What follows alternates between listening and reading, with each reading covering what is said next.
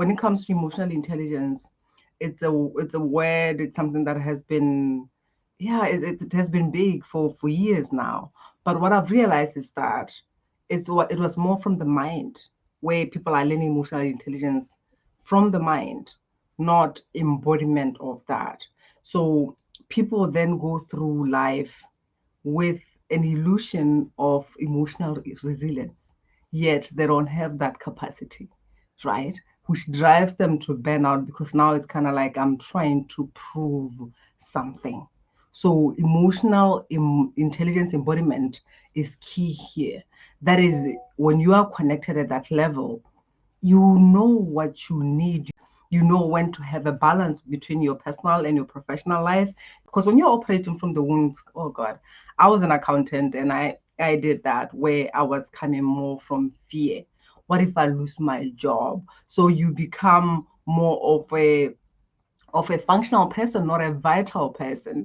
That means if you're coming from functional, it's all about the process. I get to do something, you do a lot of things, but you do not know how to be. You do not know even your values, because your focus is more on trying to impress. It's coming from fear. So if you are coming from fear, you're going to create more situations of disparity.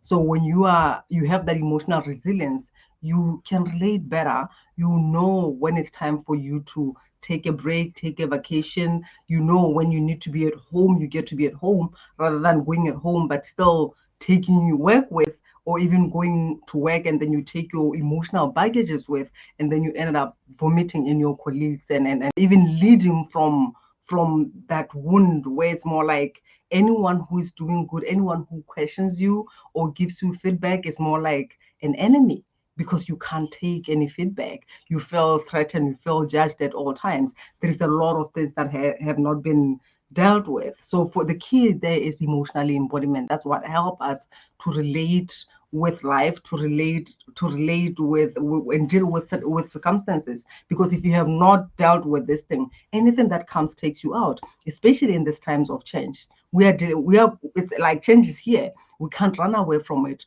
And it's not about what you can do, it's who you being in every moment to be able to deal with all the change that is happening.